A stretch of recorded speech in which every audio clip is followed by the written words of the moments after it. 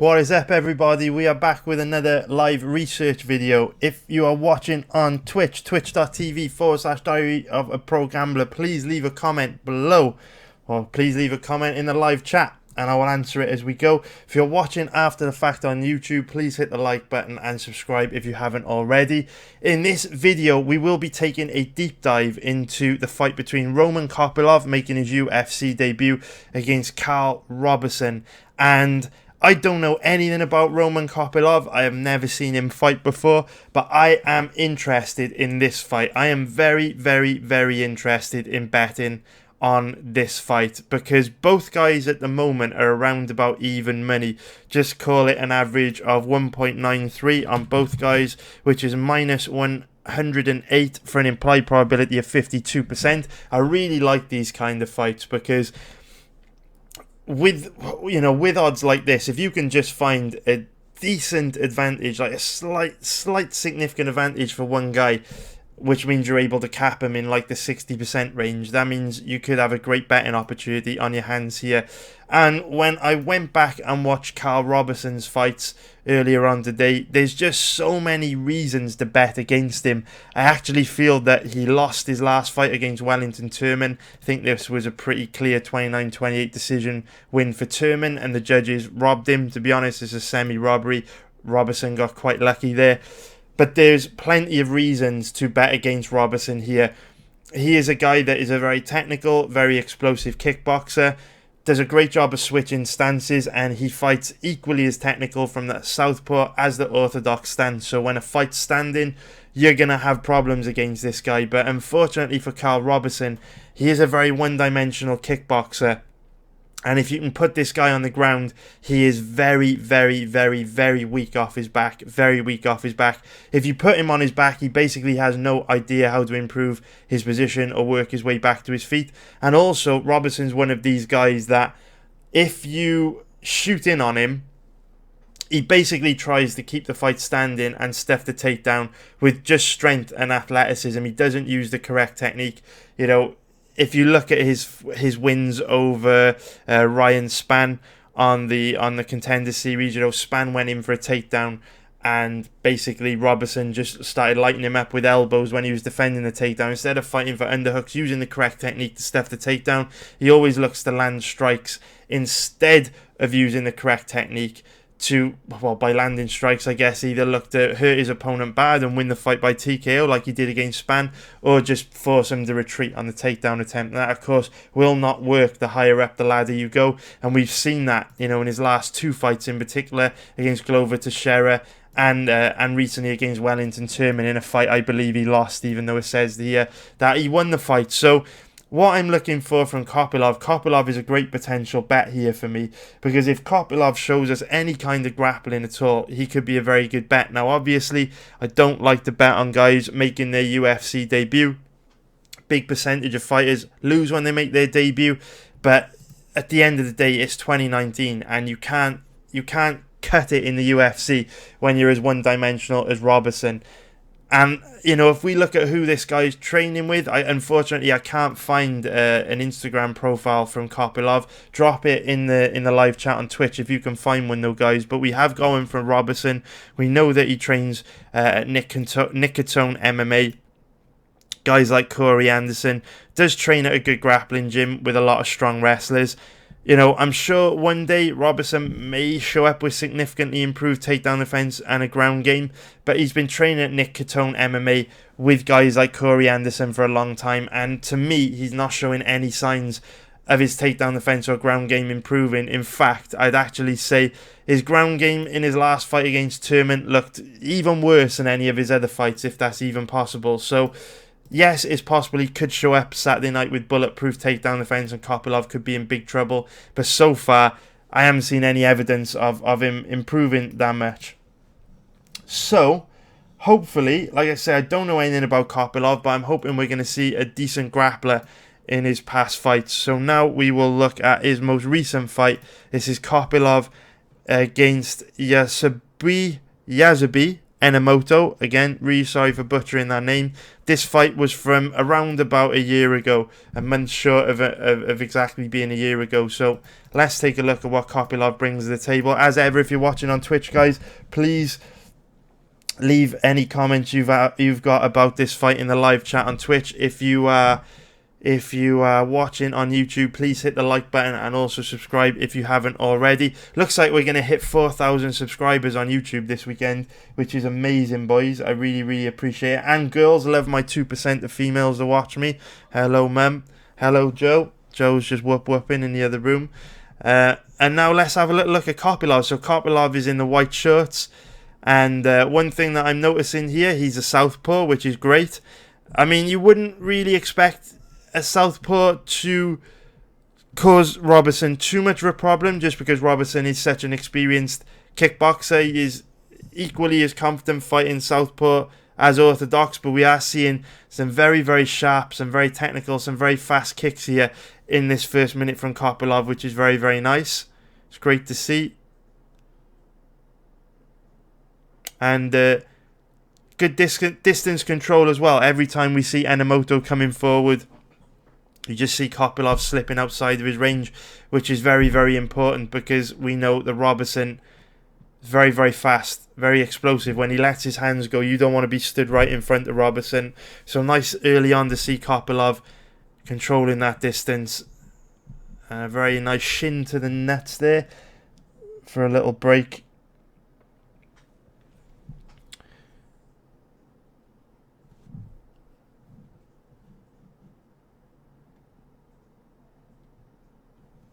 Okay, I really, really want to see some grappling from Kopylov, though. I'm not too interested in betting on Kopylov if he's just going to strike, if he's a striker. I want to see some grappling here. Because, very, very nice combination, though. Very nice body kick. That looked like a body kick to me. It looked like it folded Enomoto. Didn't look like a low blow. Maybe I'm wrong. I don't know what the ref's doing here.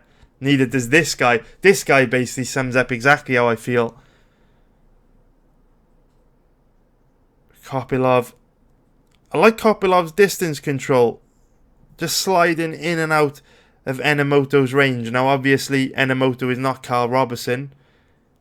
If he's going to be able to get the same reads on Roberson, if he's going to be able to slip in and out of range on Roberson, a little bit more tricky to do, especially because Roberson's a switch stance fighter. But things like this concern me. This lazy spinning back kick he throws. Look, bam. Here, doesn't really matter whether you land this or not. I mean, look, if you land it, doesn't really do too much damage. But he's wide open to huge counters here. You know, you start to throw weird spinning shit off balance against like Karl Roberson, you can get lit up and knocked out quite easily. So this is a bit of a concern.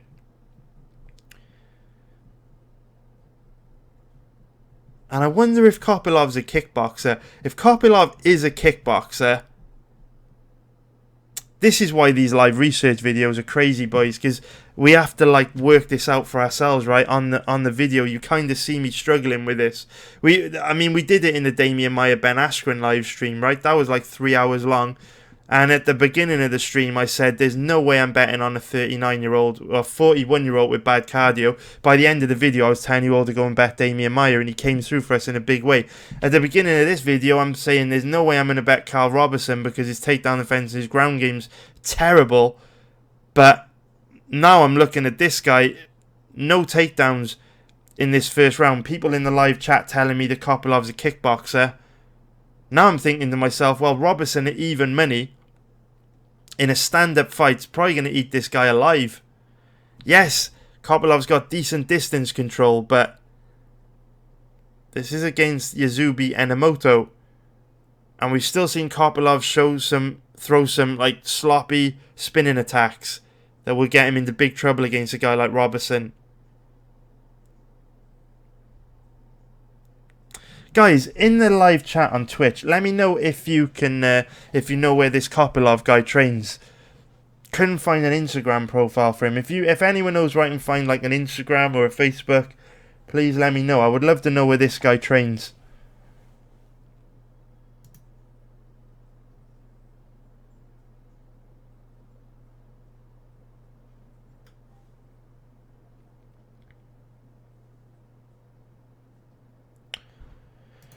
So a lot of people in the live chat on Twitch is basically saying that Kopylov's a kickboxer, which complicates things a lot. I was thinking, oh, you know, this guy's Russian.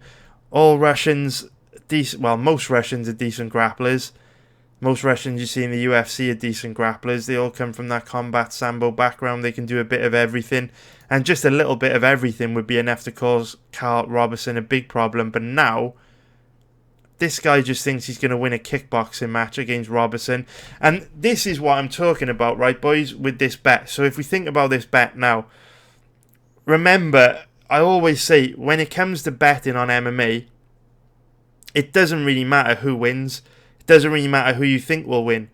All that matters is that you're putting yourself in a strong position. You're putting your money in strong positions. And if you think about it here, remember I said at the beginning of this live research session, I love the research fights like this, because when you've got both guys at an implied probability of around about 50%, if you can find a reasonably big edge for either guy and be able to cap either of them at 60%, you're putting your money in a strong position. It doesn't really matter who wins at the end of the day. The outcome's irrelevant. So if you keep putting your money in strong positions over a long period of time, you will make a profit. It's inevitable over a long period of time. Now, I'm looking at this and I'm thinking, you guys in the live chat on Twitch are telling me that this guy is a kickboxer, never goes for takedowns. And if that's the case, you've got to start to lean towards Roberson in a kickboxing match, for sure. Like, no doubt. Which is very interesting. And now we're starting to see Kopylov gain confidence a little bit in this second round, start to stand right in front of Enomoto and let his hands go. But nothing that Kopylov's doing is really blowing me back here, blowing my hair back at all. Nothing he's doing. And like I say, yes, he's a southpaw. Yes, he manages distance well. But these are not problems. These are not like huge problems for a high-level kickboxer like Roberson to solve. And you know what I will say as well, guys? After we're done with this fight, I'll only have about 3 more fights to research on this UFC card. And, you know, we think of Russians. There's so many high-level Russian fighters in the UFC. Russians are the new Brazilians, right? You think back to pre-USADA. Brazilians ruled the UFC. And then when USADA came into effect, Brazilian MMA fell off a cliff. And now we see at the moment, you know, the Russians are an absolute nightmare in MMA. But I will say, this Russian card on Saturday night, there's a Russian in almost every fight. And this is a real low level of Russian fighter that we're seeing on Saturday night. So many low level Russian guys like Nurmagomedov, obviously not Khabib, but his cousin Abubakar Nurmagomedov, not that great. Ibragimov, not that great. You know, Imadeyev, not that great. Grigory Popov, not that great. A lot of really low-level Russians, you know, aside from Zabit and also Volkov. The standard of Russian, not great. Obviously, Ankalaev's a beast. Even Kabylov's hit and miss. He's very, very passive. And we're now 7 minutes into this fight. And to me, Kopylov just looking very ordinary. Very, very ordinary. Now, again, you never know what's going to happen in MMA, right? Just because a fighter doesn't demonstrate a certain set of skills doesn't mean he doesn't have it in the locker. So maybe Kopylov is a really intelligent fighter. Maybe he's a very good game planner, a good tactician. Maybe he's a very strong grappler. And maybe he does his homework on Roberson. And he comes out on Saturday night, gets to the body lock on Roberson, drags him to the ground, dominates and wins easily, right? Maybe that happens. But based on what I'm seeing right now, I don't see Kopylov causing Roberson a problem if the fight stays standing. And unless we see some takedowns from Kopylov, Roberson's looking like a pretty good bloody bet here.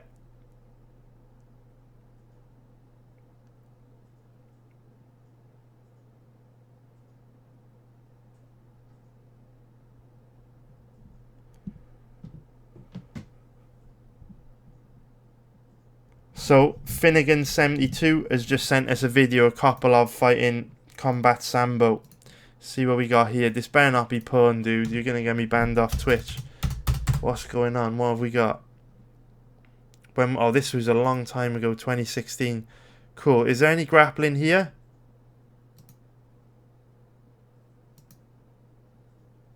Which one's Kopylov, though? Which one's Kopylov? Let's take a look. Trying to work out which one of these guys. So Kopylov looks like the guy in the red, I believe. Tell me I'm wrong. Kopylov's in the red, right, boys? Yeah, true. Cheers, everybody. So that's him defending takedowns. Do we see him shoot any takedowns here? That's what we're looking for. They tie up here. No, it seems to me like he's just trying to defend takedowns. In the clinch, he's not even looking for a takedown. You know what, boys? Maybe in some crazy parallel universe, Roberson's actually got the advantage on the ground. How crazy would that be after all the shit I talked early on? Again, this is Kopylov not looking for a takedown. He's just defending. Again, defending. Notice how, it's his opponent trying to initiate these grappling exchanges. Kopylov's trying to clear his legs. Again, trying to defend the takedown.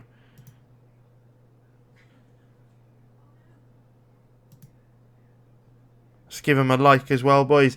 Always like videos, man. If you like YouTube videos, always like YouTube videos. It helps channels grow, man. Gotta show some love. Hit the like button on this video if you really like it, guys. So yeah, alright, we got some more footage to work from. Thanks a lot to Finnegan72 for sharing that, dude. Also, Finnegan, man, thanks a lot for joining us. I noticed you've signed up on my website this week. Shout out to you, man. Hopefully, can line your palms with silver this weekend to say thank you, dude. Still got tons of fights to research this weekend. I don't know if I'm going to be able to get near that KSW card. But remember, if you are bored or if you're in work today or whatever you're doing, I'm going to be live streaming my research for Bellator 233 all night on Twitch. It won't be going on YouTube because of copyright issues. But we are going to be live streaming all night on Twitch because I've got a feeling there might be one or two decent bets on Bellator. The main event, the co-main between Blanco and Leslie Smith's interesting. Very, very interesting fights. Obviously not interesting fights in terms of big names on the Bellator card tonight, but could be good for betting.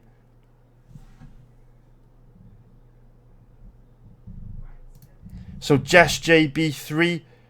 Jess J as well, man. I think you joined us yesterday as well, dude. So shout out to you, man. Thanks a lot, Jess J. But Jess J bringing up a really good point that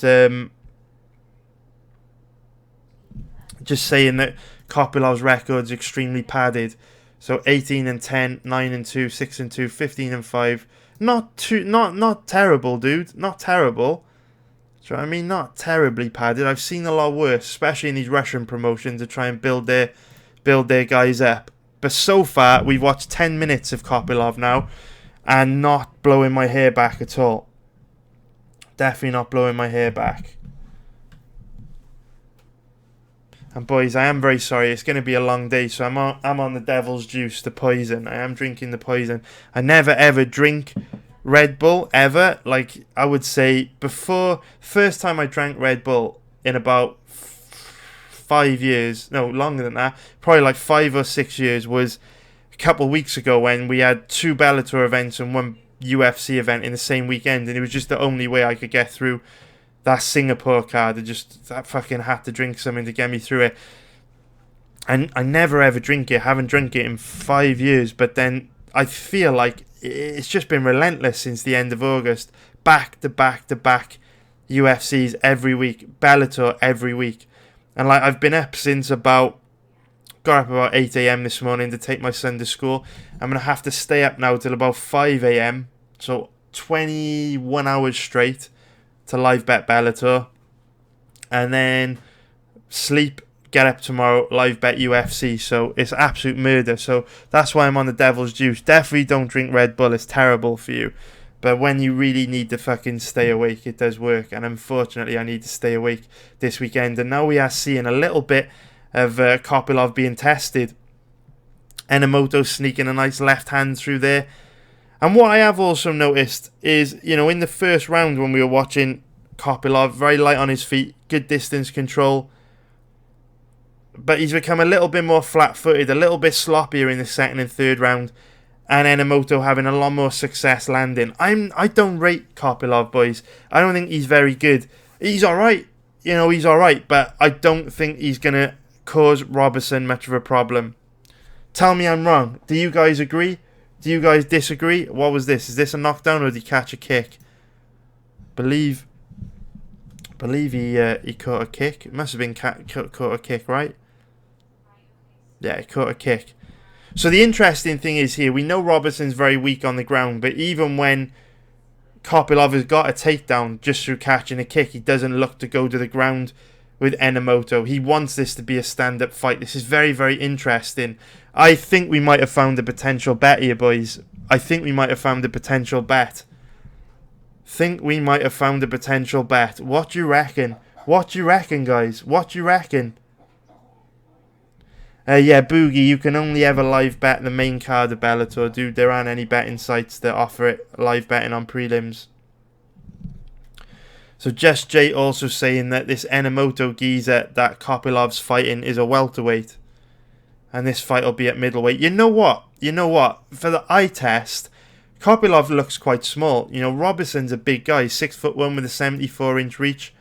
So it says here Kopylov's 6'2". Now, maybe Kopylov is 6'2". He doesn't look that tall to me here. Remember, guys, last week when we were doing the live research video on Jairzinho Rosenstruck and Andrei Arlovski, remember, everywhere Rosenstruck was listed at like 6'3", 6'4". He isn't. He's like 5'10". So even though it's saying Kopylov is 6'2" on Tapology, I'm not buying it at all.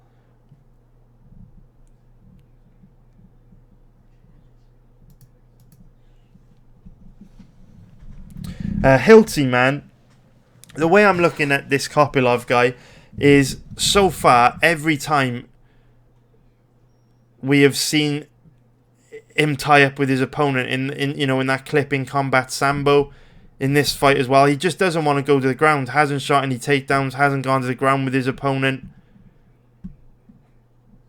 And remember, when it comes to gambling, there's always going to be risk, right? Always. There's always risk. You're never going to tick every box. And the risk to reward ratio on Karl Roberson is very good.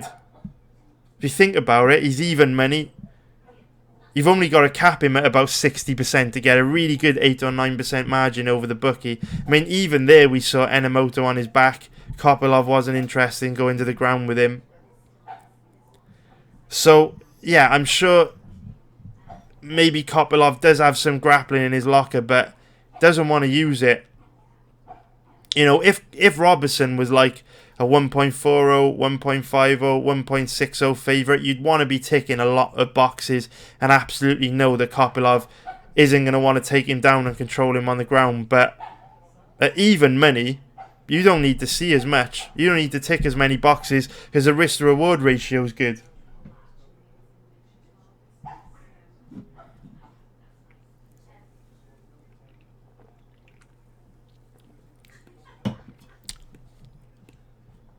You know, Kopylov's striking just looks very ordinary to me. And he's there to be hit. He was very light on his feet in round 1. Good distance control. But in the second and third round, we've seen Enomoto have a lot more success landing.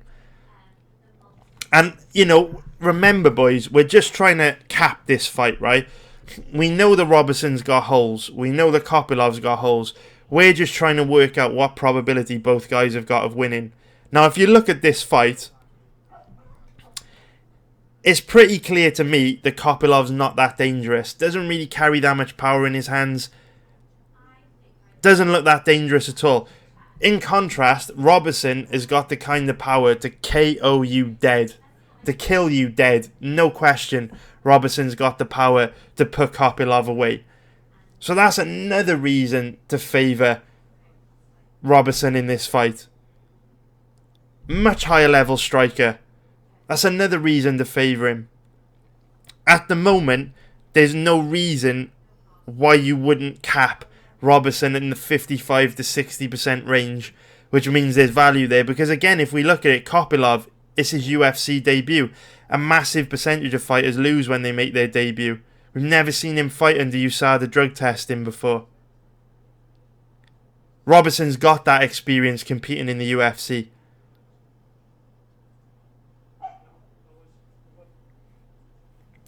Just got some... I'm just going to catch up a sec while this plays in the background. I think that Kopylov gets a finish in this round pretty soon.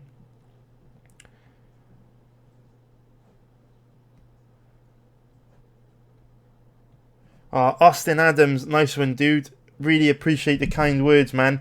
If you subscribe to the website, you basically just get access to all my bets. So what I do, whenever I post a bet on the website, I will just send an email out to all members saying, like, it's available now, you go check it out. Like, I'll write up like a detailed breakdown and stuff. Now, sometimes I'll find a bet in a live research video like we did with Askren, like we did with Maya a few weeks back. And then I'll obviously end this live stream now, go write it up on my website, send out to members, so you guys will be seeing this first, even before the members on my website. But obviously the majority of fights I can't do live research videos for, because all the footage is locked down on UFC Fight Pass for the main part, right? It's copyrighted. So if ever I find a bet which isn't in a live research video, I'll always make sure that that I just post it on the website, send it out to members first. So for example, have already got one bet for UFC Moscow, which I posted on the website last night. But often when I post a bet, the odds will decline. Like, the odds have declined on this bet since I posted it yesterday. So whenever I find a bet, I'll always give members on the website 24 hours to lock it in before I'll make a YouTube video about it, just to make sure that you get decent odds. You get to beat the line movement.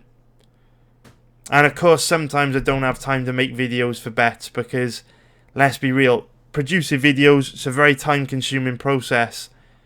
It's much easier for me to just write something up on the website and send an email out than to plan out and construct a full-blown video which needs a thumbnail designed for it, a description written for it, for me to actually have the time to sit down, plan out what I'm going to say. So basically, just being a member of the website just gives you access to everything first, before everyone else, the exact bet sizing, that kind of thing. And of course, you get to support me if you love this kind of content.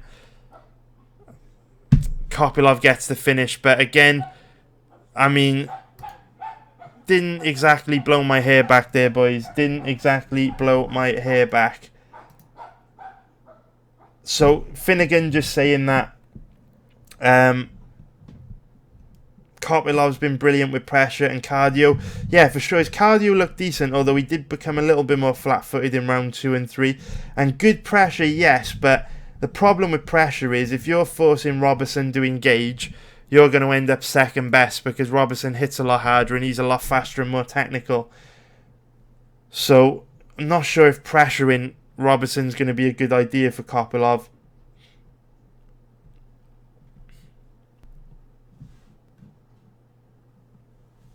So actually, you know, we were saying Kopylov looked quite small in the last video. He actually looks quite big here. Maybe he is 6'2".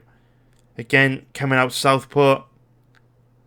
So at least after the first fight that we've watched, obviously we've only watched one fight for Roberson now. Or one fight of Kopylov. And Roberson's looking like a good potential bet. But obviously, we'll watch a couple more fights of Kopylov to be absolutely sure. You know, maybe that fight against Enomoto was just an off night. Maybe he'll look a lot better here against Alikhanov. And this fight against Alikhanov is from back in March 2018. Remember, you know, Kopylov is only 28 years old. He will be making big improvements from fight to fight. But at the same time, the risk to reward ratio on Roberson's very, very good. So, you know, you could take a gamble at these kind of odds and get a very good payoff.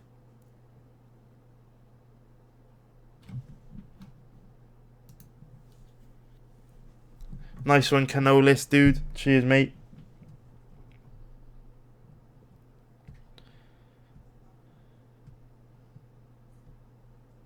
So again, remember, you know, at the moment we're seeing Kopylov light on his feet, moving very well. But remember, he was like this in the first round of his last fight against Enomoto.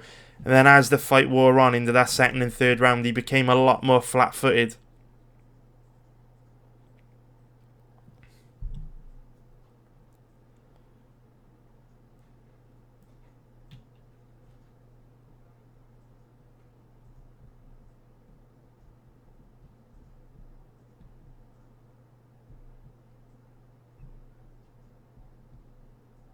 This is Khabib's dad. Pretty sure this is Khabib's dad in one of these guys' corner. Who is he cornering? This is Khabib's dad, right, guys? Or am I going blind? Let me know on Twitch if this is Khabib's dad. Pretty sure it is.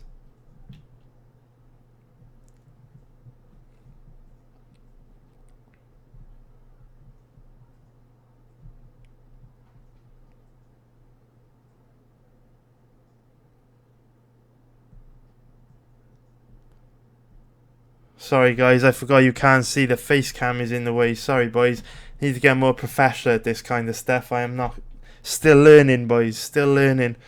But I think it was Khabib. So Khabib's dad looks like he's cornering one of these guys. Oh, it's the guy in the red shorts. So Khabib's dad is cornering Alikhanov, because if you look at Alikhanov's shorts, he's got an Eagles MMA logo on the right here. This is an Eagles MMA logo, which is Khabib's gym. So Khabib's dad is training Alikhanov.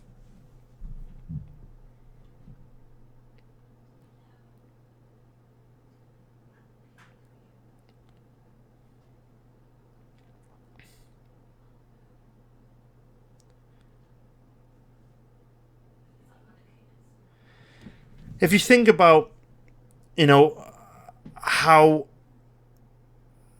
how fighters can win decisions, right? Because if we assume that Kopylov is a tough Russian, Roberson's not going to be able to finish him. If we look at how fighters can win fights, right, by decision, the two real ways that you can win a decision beyond all reasonable doubt. The first way is to inflict damage. The second way is by having big moments. And if you look at Kopylov at the moment, based on his last fight, based on this fight, he doesn't seem too dangerous standing. More of a volume guy, more of a point fighter. Whereas if you look at Roberson, he carries the explosiveness and power to KO you dead. So when we're looking for reasons to cap Roberson in the 55 to 60% range, that's another reason. Because I'm looking at this and I'm thinking, can Kopylov KO Roberson? Probably not. Doesn't look particularly dangerous. Doesn't carry too much power in his hands. Can Roberson KO Kopylov? Well, absolutely, Roberson can KO anyone in the division. So if you think about it, where I've spoken about this in the past, where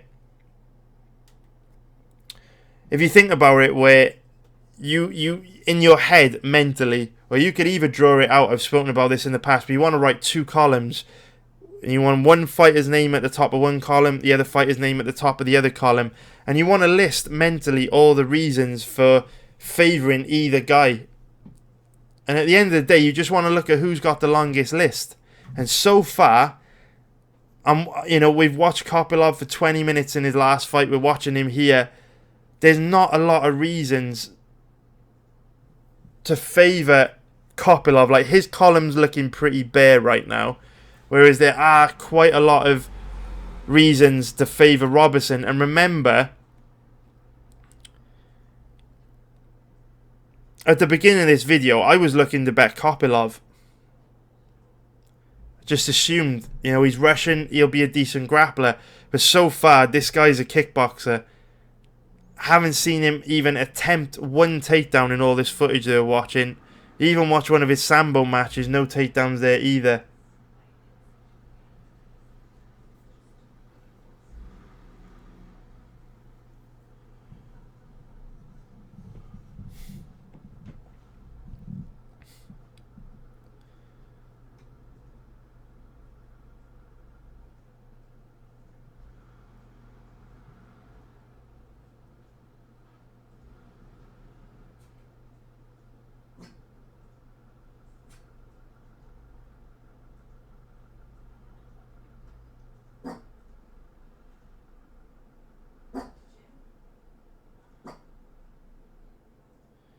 What you reckon, boys? Has anyone already bet this fight? Has anyone already bet this fight? Let me know on Twitch, guys, in the live chat.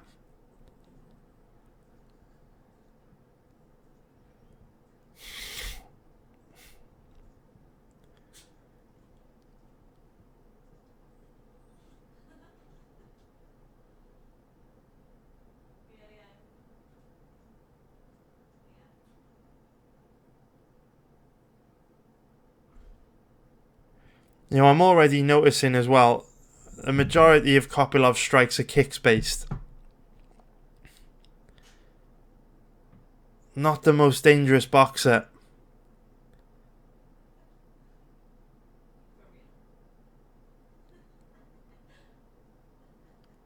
This might be a really good fight for Roberson, you know. Odds might be way off here. Odds might be way off. And remember, guys, look what we're seeing again. In the first round of his last fight against Enomoto, he was very light on his feet. He was moving well, high output. And then what happened in the second and third round, he became more flat-footed, more predictable. What are we seeing here, guys? In the first round of this fight, light on his feet, very technical, high volume. In this second round, a lot more flat-footed, not moving as well. His output's fallen off a cliff. And he's also a single shot fighter, doesn't really throw many combinations. Waits on his opponent a lot.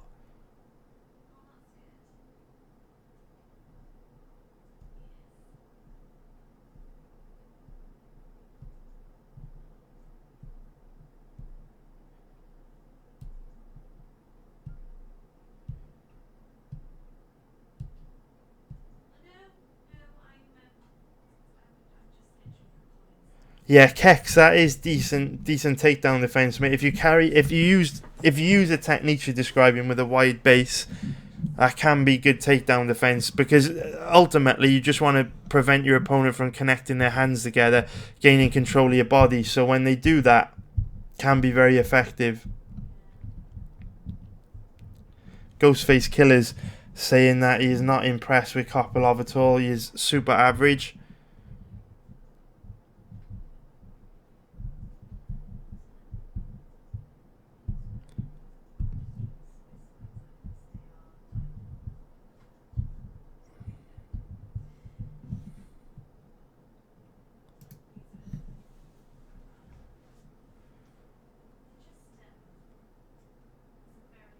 And you notice in the last fight against Enomoto, as the fight wears on,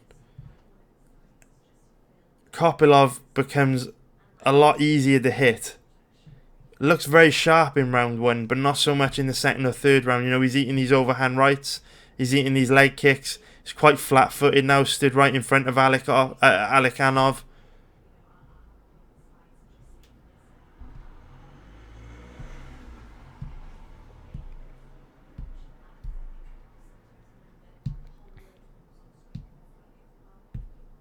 I've never met him, Whitewash.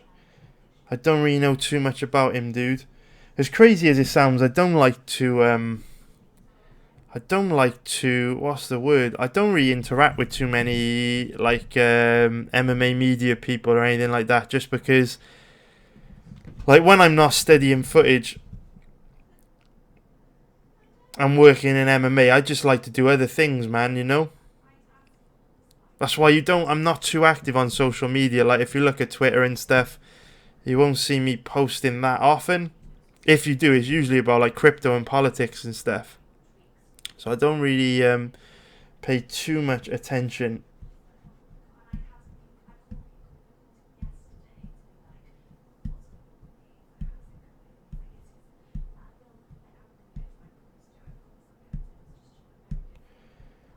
Oh, Lynx, I'm really sorry, dude, man. So Lynx is just basically saying that he's not happy that he's been waiting for a lot of months for an elite membership and no spaces have come up. What you gotta remember though, Lynx, dude, right? Like, a lot of these guys that are my elite members have been with me for years, right? Like, they've been with me for years. So I set my website up like 6 years ago now. And for 5 out of those 6 years, I never really promoted myself on social media, never did YouTube videos, anything like that, never did podcasts. So there were spaces available on my website for like 5 years for elite members, and you could have signed up and absolutely crushed it. You could have made loads of money. And these guys, the elites that I've had, like, a lot of them have been literally with me for years. Like guys like Roastar, guys like PJJ, literally been with me for like 4 or 5 years, ever since the website first opened 4 or 5 years ago.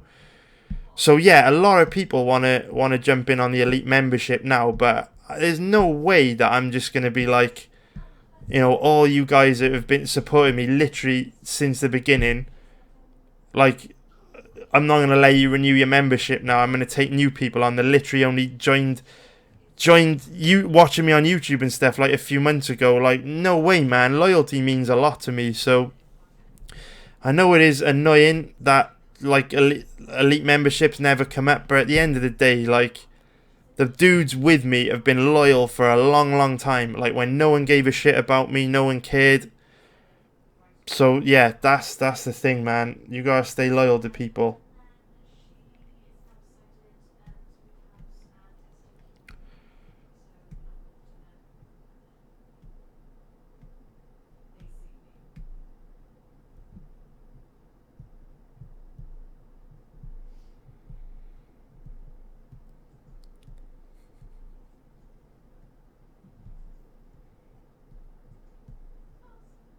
Oh, nice one, Bopham, coach. Thanks a lot, dude. I am glad you're liking Elite, dude. Glad you're liking it, mate. But for anyone that is, like, I know, like I've been saying for ages, like, I'm going to set up a waiting list soon. Been saying it over and over again. We've got a break coming up in the UFC schedule. So after the Brazilian event next week, we got a 3-week break between that and the next UFC. In that time, I'm going to be creating a waiting list. So if you do want to become an elite member, I will set up a waiting list. And yeah, man, we'll just over time as spaces come up, they'll go to people on the waiting list. That's like the fairest way I can think of doing it, man. But I will get that set up in a few weeks, I promise.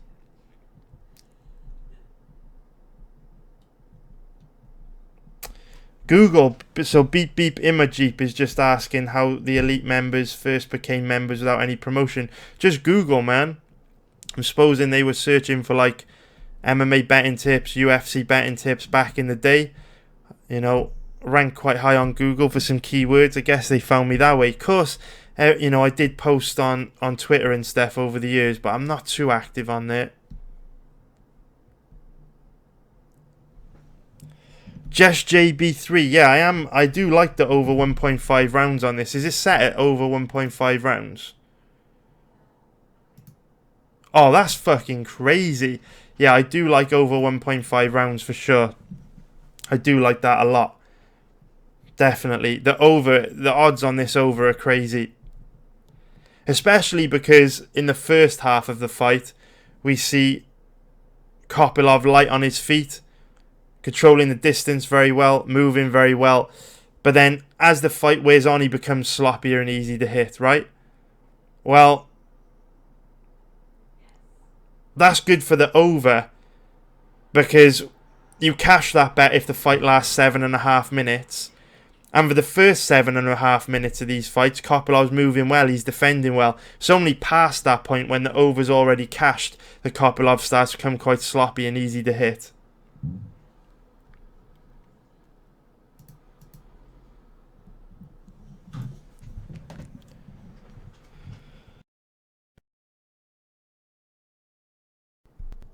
So again, it is not Kopylov initiating this grappling exchange here. Alikhanov shoots a very nice deep double leg.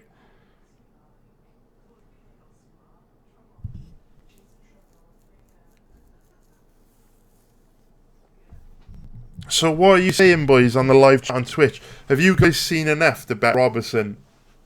Have you guys think they're pulling the trigger on Roberson? Let me know what you think, guys. The way I'm feeling about this fight at the moment, I'm definitely feeling like Roberson might be a good bet. But I don't like to make like snap decisions, like quick decisions. So I know what Kopylov brings to the table. We know exactly what to expect from him. What I'm going to do after this live stream ends, I'm going to go and watch 1 or 2 more fights of Roberson just to make absolutely sure he is a good bet. I can safely say that Kopylov is not a good bet. I can safely say that. He looks super average. But after this live stream, I'm just going to go and watch a couple more Roberson fights just to jog my memory, just so it's fresh in my head. Then I'll make a decision. But I can tell you, at the moment, Roberson is looking like a pretty good bet. Because Kopylov is super ordinary, stands right in front of his opponent, looking to win a kickboxing match, and obviously Karl Roberson's a very high-level kickboxer. And we also know as the fight wears on, Kopylov becomes a lot more flat-footed and easier to hit.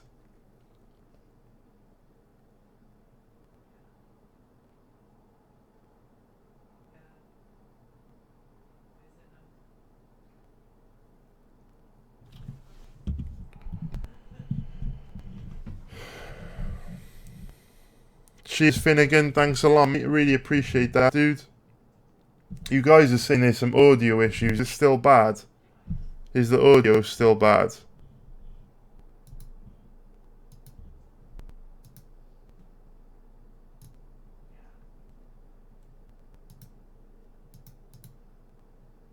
Is the audio really bad at the moment, guys? Oh, Jesus. I'm not sure what's causing that, everyone. Really sorry. Is it listening? Is it able to, like, are you able to listen to it or not?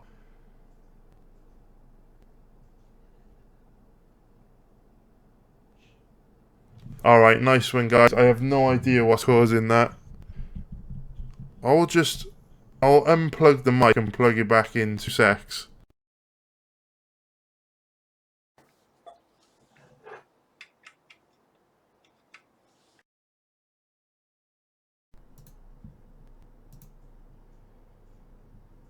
Is that better? Is that better, guys? Did it get any better? Oh, yes, there we go. The old turn it on and off. Brilliant. Just literally unplug it, plug it back in.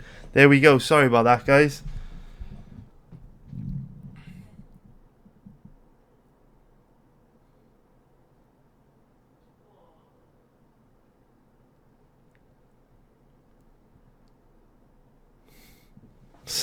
Master by Jazz saying I sound like Xerxes from 300. Anyway, boys, as we get into the end of this, I mean, what is the third fight that we wanted to watch? So the third fight is Jacob Ortiz.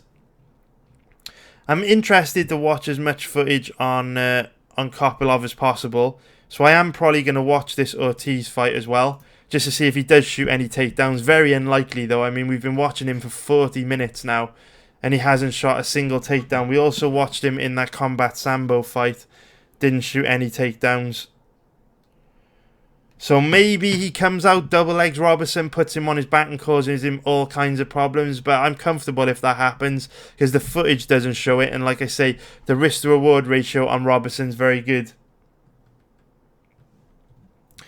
So Tasmanian 187 just saying that, aren't you afraid that if it goes to the decision, the judges will give it to Kopylov? Of course, man. Kopylov has got home advantage on his side. But at the end of the day, this is gambling. You're never going to find a bet that ticks every single box. And at the moment, you know, you've got 2 kickboxers at around even money. And one of them is a significantly better kickboxer than the other. And to gain value here, you've only got to cap one of them at 55 to 60%. And it looks like you can do that with Roberson. So yeah, there's going to be risk factors. There's always going to be risk factors with every bet. But, you know, what could you, if you were worried about every tiny little piece of risk, you'd never end up placing a bet. So yeah, home advantage is obviously something in Kopylov's favour, but can't let that stop you from placing bets.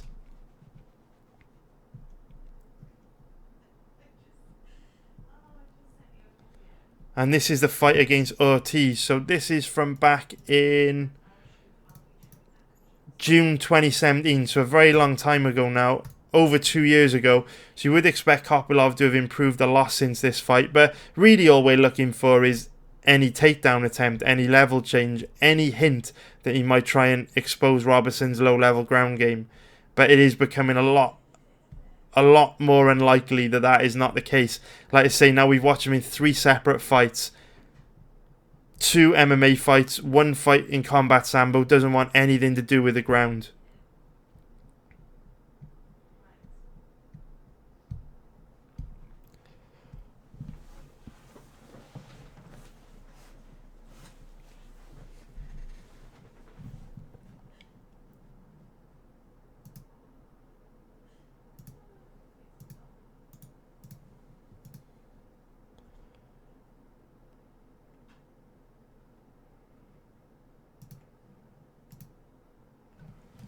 So Paul Hardy just saying that the UFC Moscow weigh-ins are happening right now. Pretty cool. You see a lot of the time when fighters travel out to Russia to make weight, I reckon there's a good chance we'll see some fighters struggle today. Some fighters looking really bad on the scales. Some fighters struggling to make weight. It's a different diet over there. Different climate. It's absolutely freezing over there. Long distance flights for a lot of fighters. Usually leads to some fireworks at weigh-ins. So Jess J bringing up a really good point. So Jess J is actually bringing up a really, really good point here. So yes, Roberson's looked a low level on the ground in the past, but he does train at Nick Catone MMA, which is a predominantly grappling-based gym. He's been training there for a long time. And Just Jay is basically saying that, you know, what happens if Roberson takes Kopylov down and submits him? I mean, for all we know, Kopylov's got a super low-level ground game. I mean, he may. We can't rule it out. We haven't seen it. So Kopylov with a really, really good point there. And Whitewash just telling us that that Kopylov has just made weight at 185 pounds. So Kopylov is good to go. Let us know how Roberson looks, mate, if he weighs in. And again here, you know, we're seeing it in this first round. You know, Kopylov light on his feet, moving well, but not really landing much. Not really landing much at all here in this first round. Now, I know this was over 2 years ago. He loves the low blows. Absolutely loves the low blows. That's another low blow he's landed there. Remember, he landed quite a few low blows on Enomoto in the first fight that we watched. A couple of low blows, I think it was.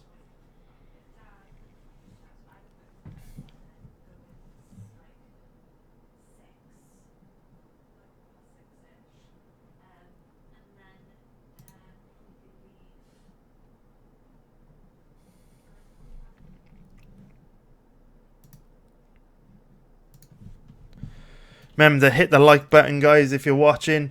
Hit the like button and subscribe if you haven't already.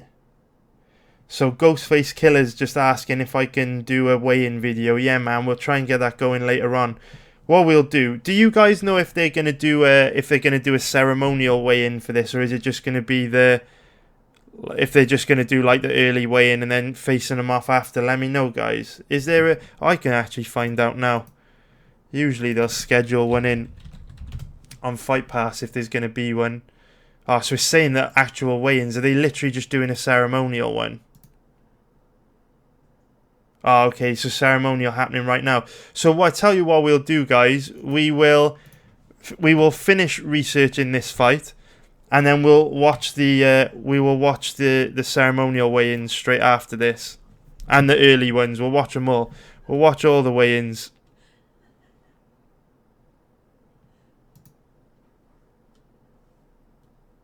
I think I've seen enough, boys. I think I have seen enough.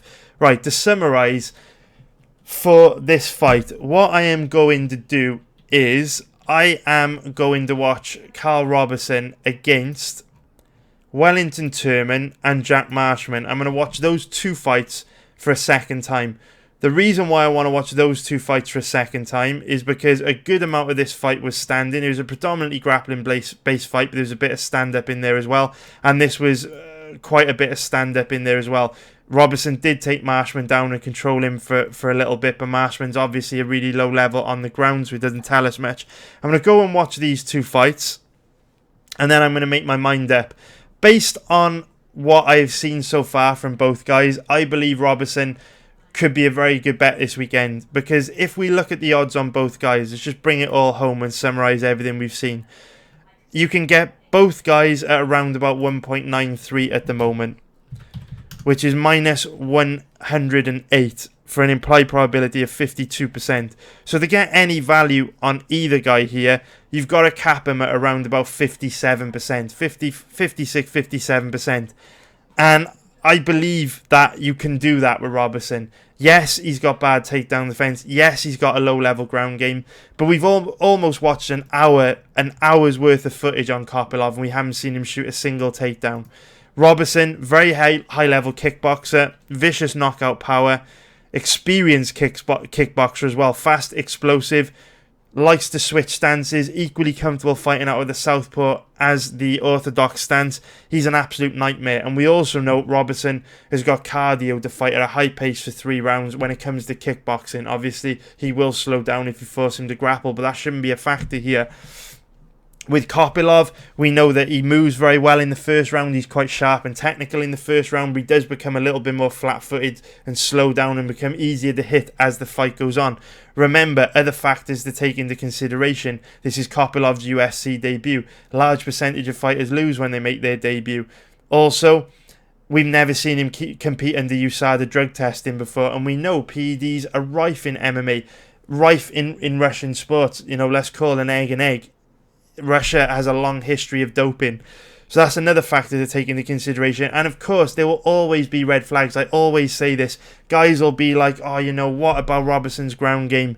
You know, what about Kopylov having home advantage? All this kind of stuff. But at the end of the day, no one knows what's going to happen in an MMA fight. All you can do is consistently put your money in strong positions and hope for the best. And at the end of the day, you've only got to cap Roberson in the 56 to 60% range to gain any value here. And based on what I've seen, that's pretty fucking reasonable. Now, if Kopylov goes out on Saturday night, gets the body lock, ragdolls Roberson to the ground, takes his back and submits him, well, was Roberson a bad bet? I mean, I know there are loads of jabronis out there that'll be like, haha, I can't believe you bet Roberson, he's such a bad bet. How could you have bet him? Yada, yada, yada.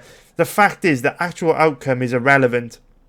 Based on the footage that we've seen, based on all the information we have available to us right now, Roberson's looking like a decent bet. Of course, I need to be absolutely sure by going back and watching a couple fights, but there's nothing that Kopylov brings to the table that's too scary based on the information we have available. Now, if on Saturday night Kopylov comes out and looks much better than we expected, say he starts to use grappling, at the end of the day, you've got to take that on the chin. It's a loss. There's nothing you can do about it. That's why they call it gambling. But personally, from what I've seen, I think Roberson could be quite a good bet. Win or lose, I think it's fair to cap Roberson at the 56 to 60% range. And remember what I always say, guys. Good bets don't always win. Bad bets don't always lose.